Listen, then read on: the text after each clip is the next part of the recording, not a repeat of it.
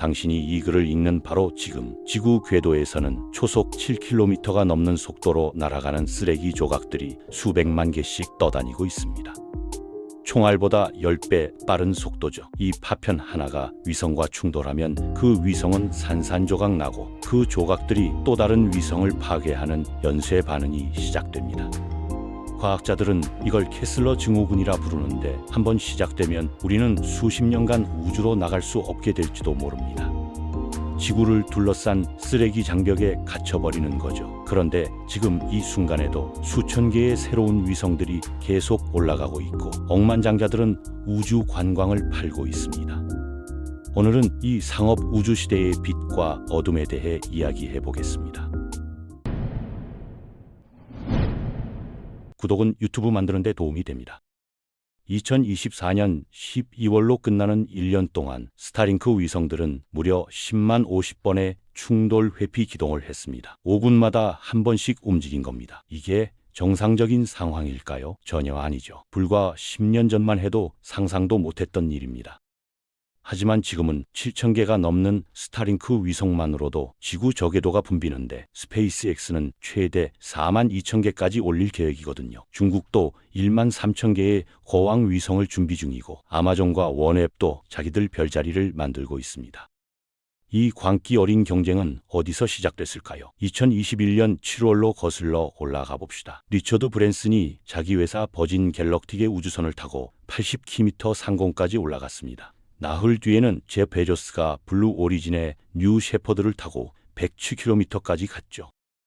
역사상 처음으로 억만장자들이 직접 만든 로켓을 타고 우주 경계를 넘은 겁니다. 언론은 이걸 억만장자 우주 경쟁이라 불렀고 많은 사람들은 부자들의 허영심 싸움이라며 비난했습니다. 하지만 이건 단순한 쇼가 아니었어요. 이 비행들은 60년간 국가가 독점해온 우주 영역에 민간 기업이 본격적으로 진입했다는 신호탄이었거든요. 1962년 최초의 상업 위성 텔스타 1호가 올라간 이후 기업들은 줄곧 위성 사업을 해왔습니다. 하지만 로켓은 여전히 NASA나 러시아 우주국이 만들었죠. 이제는 다릅니다. 민간 기업이 로켓을 만들고 발사하고 회수해서 재사용하는 시대가 온 겁니다. 스페이스X의 팔콘9 로켓은 이미 500회 가까이 발사됐고 대부분 성공적으로 착륙해서 재사용됐습니다. 한번 쓰고 버리던 로켓 시대는 끝난 거죠. 이게 얼마나 혁명적이냐면 발사 비용이 10분의 1 수준으로 떨어졌습니다. 러시아 소유스 로켓으로 우주 비행사 한 명을 국제 우주 정거장에 보내는데 8,600만 달러가 들었는데 스페이스X는 5,500만 달러에 제한했고 앞으로 1,000만 달러에서 2,000만 달러까지 낮출 수 있다고 합니다. 버진 갤럭틱의 접근법은 좀 달라요. 그들은 우주선 2호라는 로켓 비행기를 만들었는데 이게 재미있는 방식으로 작동합니다. 화이트 나이트이라는 모선이 우주선을 15,000m 상공까지 들고 올라가면 거기서 분리되어 로켓 엔진을 점화하는 거죠. 단 8초 만에 초음 속에 도달하고 아치 궤적을 그리며 80km 이상 올라갑니다. NASA 기준으로는 우주지만 국제적으로 인정받는 카르만 라인인 100km보다는 낮죠. 그래도 승객들은 5분간 무중력을 경험하고 지구의 곡선을 볼 수 있습니다. 티켓 가격은 25만 러입니다.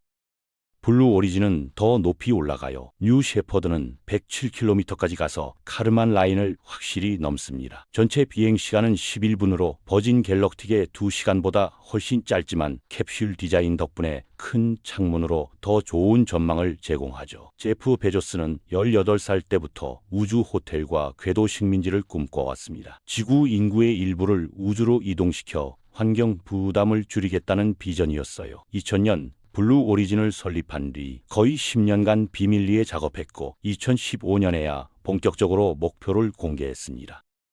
베조스는 2016년 연설에서 현재 우주 산업을 초기 항공 산업에 비유했어요. 초창기 비행기는 대부분 스릴을 즐기는 사람들이 탔죠. 관광과 오락 요소가 산업에 대한 관심을 끌었고 그 결과 더 많은 투자와 기술 발전이 일어났습니다. 이제는 누구나 비행기를 탈 수 있죠. 우주선도 같은 길을 갈 거라는 겁니다. 블루 오리진의 다음 로켓 뉴 글렌은 궤도까지 갈 수 있고 그 다음 프로젝트 뉴 암스트롱은 이름에서 알 수 있듯 달을 목표로 합니다.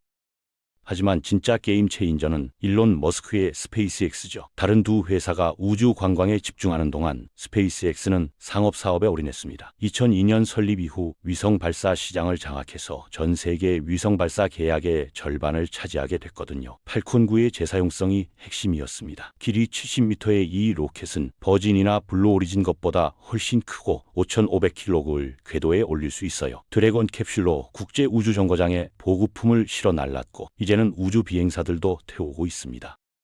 머스크의 최종 목표는 화성입니다. 그는 언제나 화성 식민지를 만들겠다고 공언해왔어요. 2001년에는 화성에 온실을 보내는 계획을 세웠지만 로켓을 직접 만드는 게 더 싸다는 걸 깨달았죠. 지금 개발 중인 스타쉽은 그 꿈의 결정체입니다. 높이 100m가 넘는 이 괴물 로켓은 100톤을 궤도에 올릴 수 있고 달까지 갔다가 화성에서 연료를 보급받아 지구로 돌아올 수 있게 설계됐습니다. 화성까지 6개월이 걸리지만 한 번에 100명씩 태울 수 있어요. 여기까지는 멋진 미래 이야기처럼 들립니다. 하지만 이 모든 야망의 이면에는 심각한 문제들이 도사리고 있죠. 스타링크로 돌아가 봅시다. 일론 머스크는 2015년 전 세계에 인터넷을 제공하겠다며 스타링크 프로젝트를 발표했습니다. 저궤도에 위성 4,000개를 배치한다는 계획이었는데 지금은 그 목표가 42,000개로 늘어났어요. 2024년 현재 이미 7,000개가 넘게 궤도에 있고 전 세계 540명이 넘는 가입자가 서비스를 이용합니다. 스타링크 위성들은 길이 30m의 작은 차만 한 무게를 가진 기계들입니다. 지구 표면에서 불과 550km 상공을 돕니다. 재사용 가능한 팔콘 9에 60개씩 실려서 한 번에 올라가죠. 배치되면 항법 센서로 정확한 위치를 잡고 3개의 우주 레이저로 다른 위성들과 통신하며 글로벌 인터넷 메시를 형성합니다. 이온 추진 시스템으로 위치를 정밀하게 조정할 수 있고요. 좋은 일도 많이 했습니다. 피지와 솔로몬 제도 같은 외딴 지역에서 디지털 교육 자료에 접근할 수 있게 됐고 바누아투에서 2024년 규모 7.3 지진으로 해저 케이블이 끊어졌을 때 스타링크가 긴급 통신을 제공했어요. 산에서든 해변에서든 어디서나 인터넷을 쓸 수 있다는 건 분명 혁명적이죠. 하지만 대가가 있습니다. 천문학자들은 이미 불평하기 시작했어요. 수천 개의 위성이 반사하는 빛 공해가 관측을 방해하고 스타뱅크 위성에서 새어나오는 전파가 라디오 망원경을 가린다는 겁니다. 2022년 발표된 연구에 따르면 이 전파 누출이 국제전기통신연합이 정한 기준을 초과하고 2세대 스타링크 위성의 간섭이 1세대보다 3, 4배나 강하다고 합니다. 그 이후로 훨씬 더 많은 위성이 올라갔죠. 중국도 가만히 있지 않았습니다. 거왕이라는 적에도 통신위성 별자리를 만들고 있는데 스타링크와 놀랍도록 비슷해요. 1만 3천 개 이상을 올릴 계획이고요. 아마존의 카이퍼 프로젝트도 수천 개의 위성을 준비 중입니다. 하늘이 점점 붐벼지고 있는 겁니다. 여기서 끝이 아닙니다. 스페이스X에는 스타쉴드라는 덜 알려진 프로젝트가 있어요. 2021년 미국 국가정찰국이 18억 달러 계약을 체결한 군사위성 사업입니다. 스타링크의 군사번이라고 할 수 있죠. 향상된 암호화와 보안 기능을 갖추고 모듈식 설계로 통신부터 지구 관측, 목표 추적, 조기 미사일 경보까지 다양한 임무를 수행할 수 있습니다. 미 해병대와 우주군이 이미 사용 중이고 2023년에는 7천만 달러짜리 1년 계약을 체결했어요. 재미있는 건 스타링크와 스타쉴드가 같은 레이저 통신 시스템을 사용한다는 점입니다. 스페이스X만이 지금 궤도에서 대규모로 작동하는 통신 레이저를 가지고 있거든요. 이게 방어 관점에서는 매력적이지만 민간과 군사의 경계를 흐리게 만듭니다. 스타링크는 이미 우크라이나 전쟁에서 핵심 역할을 하고 있어요. 머스크 본인이 X에서 스타링크가 우크라이나 군대의 중추라고 말했고 시스템을 끄면 전선 전체가 무너질 거라고 했습니다. 우크라이나 디지털 화부는 이 서비스에 연간 5천만 달러를 지불하고 있습니다. 인터넷 연결만 제공하는 것 같지만 현대 전쟁에서 인터넷은 곧 무기거든요. 드론 조종, 통신, 정찰 등 모든 게 인터넷으로 이루어지니까요. 가자지구에서도 2024년 작년에 스타링크가 한 병원에서 작동하도록 허용됐는데 이스라엘이 수개월간 지역 전체에 인터넷 차단을 가한 뒤였습니다. 인도주의 구호 활동가들 사이에 중요한 통신이 가능해졌죠. 이게 문제가 뭐냐고요? 민간 기업이 전쟁의 승패를 좌우할 수 있는 힘을 갖게 됐다는 겁니다. 선출되지 않은 기업 리더가 어느 나라에 서비스를 제공하고 끊을지 결정할 수 있어요. 정치적으로 극도로 민감한 문제들인데 스페이스X의 개입이 이를 더 복잡하게 만들고 있습니다. 분쟁 당사자들에게는 필연적인 선택일 수 있지만 민간 기업에 이런 권력을 주는 게 위험하다는 우려가 커지고 있습니다. 하지만 진짜 무서운 건 따로 있어요. 1978년 NASA 과학자 돈 캐슬러는 30년에서 40년 내에 저궤도에 너무 많은 잔해가 쌓여 충돌이 불가피해질 거라고 예측했습니다. 그의 예측은 현실이 됐죠. 지금 우리는 10cm 이상 크기의 물체 2만 5천 개 이상을 추적하고 있습니다. 파괴된 장비 파편부터 완전한 폐우주선과 로켓 본체까지 포함해서요. 더 무서운 건 1cm에서 10cm 사이에 작은 조각이 100만 개 이상 떠다닌다는 추정입니다. 이 미니 미사일들이 시속 2만 5천 킬로미터 이상으로 움직입니다. 학교 물리 시간에 배웠듯이 충돌 에너지는 질량과 속도의 함수죠. 총알이 손에 떨어지면 아무것도 아니지만 소총에서 발사되면 강철판을 뚫습니다. 이 잔해 조각들은 총알보다 5배 이상 빠르게 움직여요. 하나가 위성과 충돌하면 그 위성이 파괴되고 더 많은 잔해가 엄청난 속도로 다른 위성의 경로로 흩어지면서 또 다른 충돌을 일으킵니다. 이 연쇄 반응이 바로 캐슬러 증후군입니다. 만약 캐슬러 증후군이 현실이 되면 저궤도의 모든 통신 위성과 하드웨어가 파괴될 수 있어요. 국제우주정거장과 허블 망원경도 포함해서요. 지구 주위에 파편층이 형성돼서 수십 년, 심지어 수백 년간 우주로 아무것도 발사할 수 없게 될 겁니다. 우리 자신이 만든 쓰레기 장벽에 갇히는 거죠. 종말론적 시나리오처럼 들리지만 상황은 점점 심각해지고 있습니다. 스페이스X는 2024년 조용히 스타링크의 충돌 회피 기준을 바꿨어요. NASA 등이 인정하는 기준은 충돌 확률 1만 분의 1인데 이걸 100만 분의 1로 낮춘 겁니다. 100배 더 조심스러운 거죠. 왜 그랬을까요? 이 변경으로 스타링크 위성들은 5분마다가 아니라 30초마다 한 번씩 움직여야 하게 됐습니다. 이렇게 많은 위성이 이렇게 자주 움직이면 다른 회사 위성들이 추적하기가 매우 어려워지고 실제 충돌 위험은 훨씬 높아집니다. 러시아는 이 혼돈에 기름을 부었어요. 2021년 12월 15일 러시아는 누돌이라는 대위성 미사일을 시험했습니다. 자신들의 구식 위성 코스모스 1408을 성공적으로 파괴했죠. 이로 인해 1,500개 이상의 추적 가능한 잔해 조각과 수십만 개의 작은 조각들이 생겼습니다. 이 파편들은 지금도 궤도를 돌며 다른 위성들을 위협하고 있어요. 미 우주군은 이를 모든 국가의 우주 영역 안전과 지속 가능성에 대한 무시라고 비난했습니다. 2024년 2월 백악관은 러시아가 위성 대항 핵무기를 개발 중이라는 증거를 확인했다고 발표했습니다. 아직 배치되지는 않았지만 러시아는 58년 된 우주 조약을 재확인하자는 제안에 거부권을 행사했어요. 이 조약은 원래 우주에 핵무기를 배치하는 걸 금지합니다. 러시아는 비핵 대위성 무기도 개발 중인데 레이저, 지상 발사 미사일, 전자전 시스템 등을 포함합니다. 위성들이 수명을 다하면 어떻게 될까요? 스타링크 위성의 수명은 4년에서 5년입니다. 7,000개가 넘는 위성이 곧 교체돼야 한다는 뜻이죠. 스페이스X는 웹사이트에서 위성들이 대기 재진입 시 완전히 타서 사라진다고 주장합니다. 충격 에너지는 무시할 만하다고요. 하지만 과학자들은 동의하지 않아요. 올해 네이처에 실린 기사는 많은 기업들이 오래된 위성 제거에 대한 명확한 계획이 없고 어디 떨어질지 예측하기 매우 어렵다고 밝혔습니다.